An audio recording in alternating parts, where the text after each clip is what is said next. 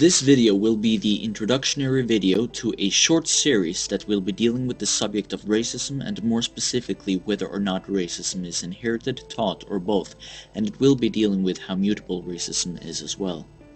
I will not primarily argue my point using logic and rationality, like most anti-some white nationalists are doing on the internets. Instead, I will primarily be providing you evidence, scientific evidence, from various sources that complements my position on the matter, and so that you can draw your own conclusion from the scientific studies and data.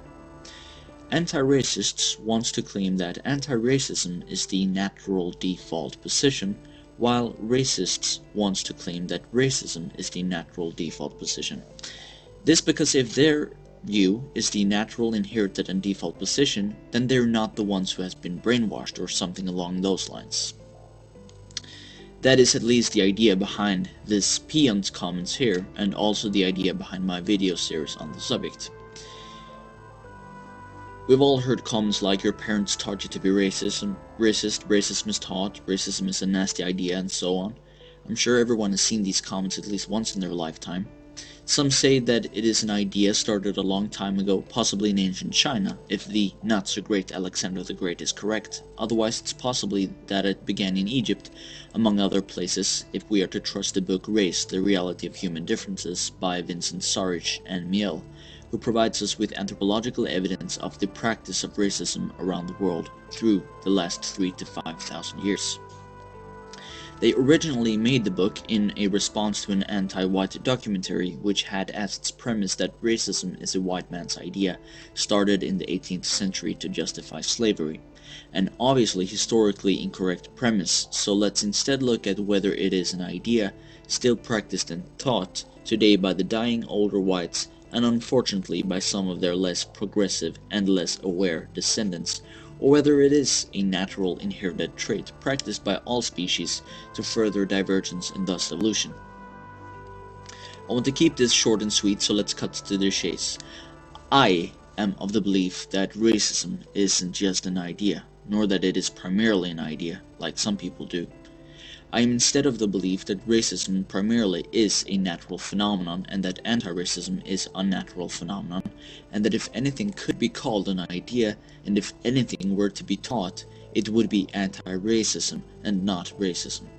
So let me first attempt to define what I mean by natural. By natural I mean genetic, biological, freely emerging without outside interference. And by idea, I mean something that does not supersede or come beforehand a biological trait.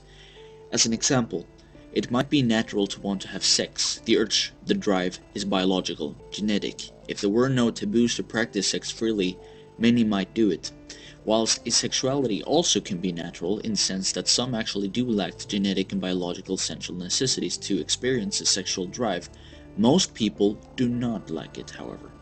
And because most people do not lack the biological necessities for a sexual drive, what ensures that most people aren't promiscuous is an idea, a culture, an exterior force that opposes an interior force. It is in this sense that I, unlike some others, consider racism to be an interior force, a natural inherited phenomenon, and anti-racism an exterior force, a developed idea. It is instead anti-racism that is taught. Before I go on any further to prove my point, I would like to ensure the viewer that I'm well aware of the naturalistic fallacy, that just because something is natural does not mean it is good. I am not making the naturalistic fallacy by proving my point that racism is natural, because until I actually explicitly in these videos make the claim that racism is natural and natural means good, I have not committed it.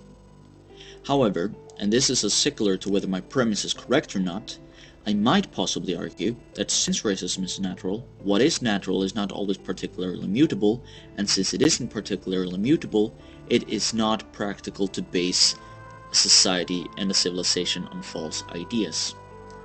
This is not a naturalistic fallacy, and this is an entirely different debate from whether racism is primarily natural and anti-racism is taught, and anti-racism is natural and racism is taught.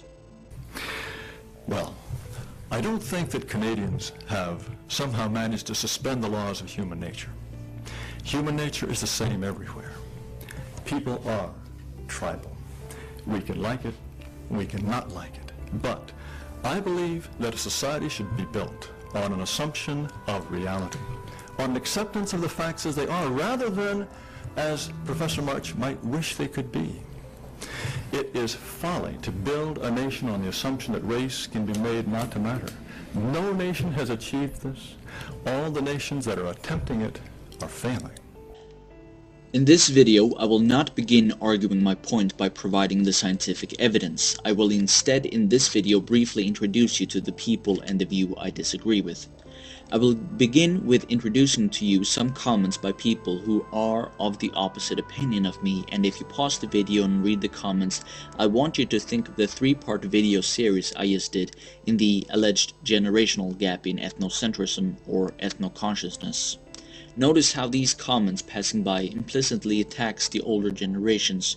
Notice how the commentators are self-segregating from their relatives and ancestors and make the inherited in-group the problem, how they contrast themselves against their relatives and not against what would inherently be the out-group. I'd also like to point out that they're contradicting themselves. Racism is usually explicitly thought of as making prejudgments, something they implicitly think is bad.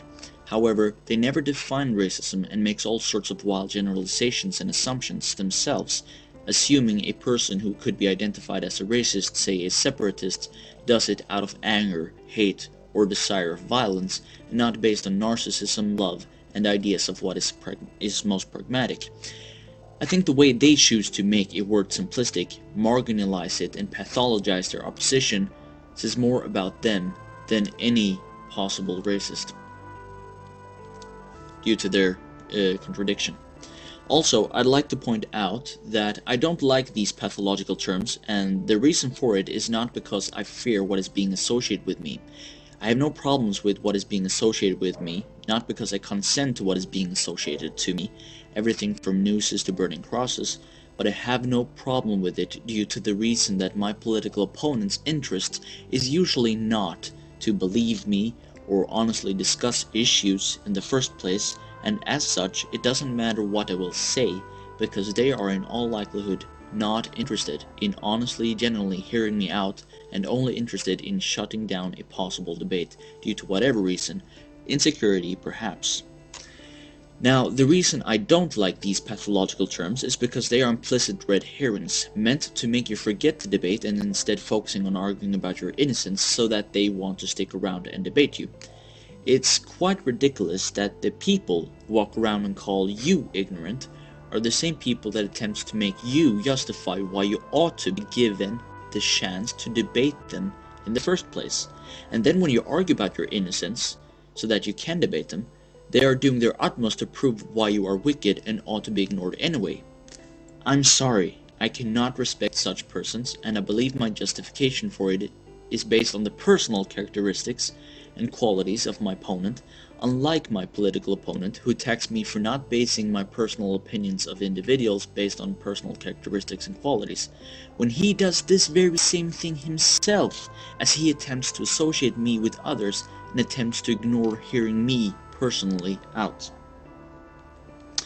Now, my reason for making generalization comes from the logical fact that you cannot have a first-hand experience of each and every individual, whilst my political opponent actually has the opportunity to have a first-hand experience with me, if only he would stop with the pathological labels and actually discuss or engage in a debate.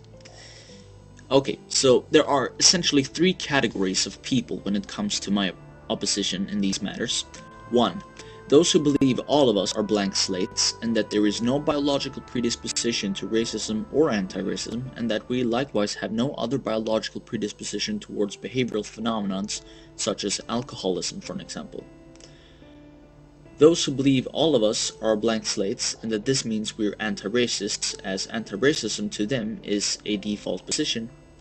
And 3. Those who believe racism is both genetic and environmental, in that we might have genetic predisposition towards behaviors that leads to racism, but that environment can influence how much these inherited traits will ensure racism actually manifest. They also believe our inclinations are highly mutable, and thus environment plays a larger role. Now, for group 1, I would recommend them to purchase the book The Blank Slate by Steven Pinker. Read it.